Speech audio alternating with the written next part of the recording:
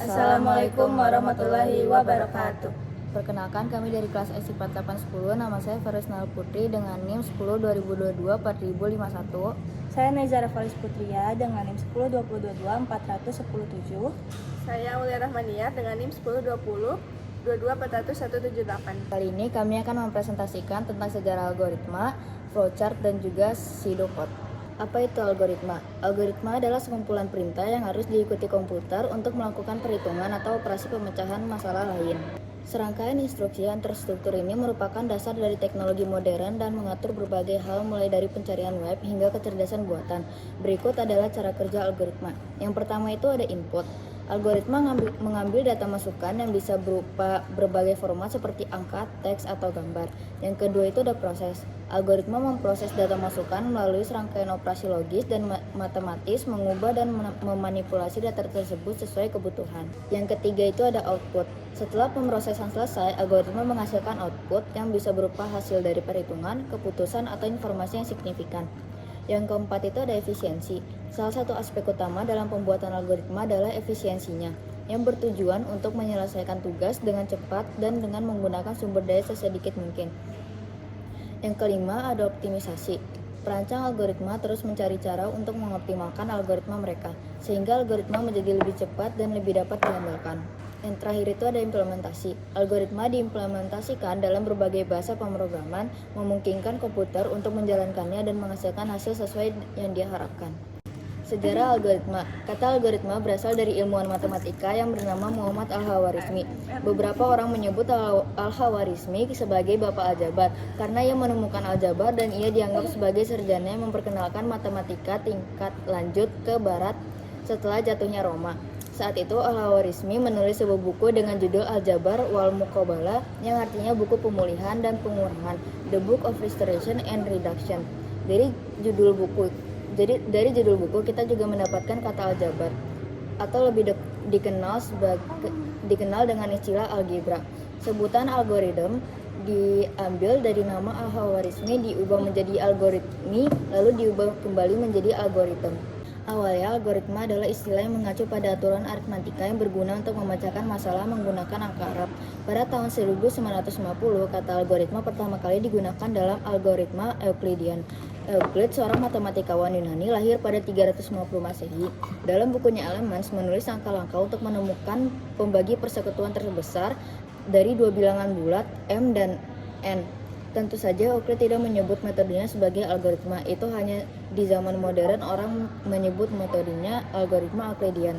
Flowchart adalah alat yang digunakan untuk mempresentasikan proses dalam bentuk diagram. Lalu ada flowchart rules. Yang pertama, flowchart secara general digambarkan dari atas ke bawah. Semua simbol di flowchart harus dihubungkan dengan panah. Yang ketiga, semua flowchart dimulai dengan simbol terminal atau proses. Dan yang terakhir, simbol decision mempunyai dua exit point, satu untuk yes or true, satu lagi untuk no atau false. Lalu ada simbol-simbol flowchart.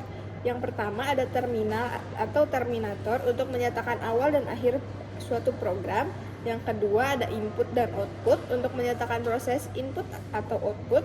Yang ketiga ada proses untuk menyatakan suatu proses. Yang keempat ada simbol decision untuk menunjukkan kondisi tertentu yang akan menghasilkan dua kemungkinan jawaban, iya atau tidak. Yang kelima ada simbol konektor untuk keluar masuk penyambungan proses dalam lembar yang sama. Keenam dan terakhir ada simbol control flow untuk menghubungkan simbol yang satu dengan yang lainnya. Dan dari flowchart adalah mempermudah pemahaman dalam suatu proses, meningkatkan efisiensi dan produktivitas, serta meminimalkan kesalahan dalam suatu sistem. Lalu kekurangan dalam flowchart adalah diantaranya adalah kurangnya fleksibel dalam menggambarkan proses yang kompleks dan memerlukan waktu dan tenaga yang cukup untuk membuatnya. Contoh dari flowchart sendiri bisa kita lihat di gambar ini. Pseudocode adalah cara penulisan kode dan algoritma menggunakan bahasa umum yang digunakan sehari-hari sehingga lebih mudah dipahami. Karena itu, pseudocode juga disebut sebagai false code atau representation code. Fungsi pseudocode yang pertama ada digunakan sebagai alat untuk membuat, mendesain, atau merencanakan prototipe dan algoritma. Yang kedua ada merepresentasikan algoritma pada diagram flowchart. Yang ketiga ada memberikan gambaran yang jelas dan ringkas mengenai langkah-langkah yang harus dilakukan dalam suatu proses atau algoritma.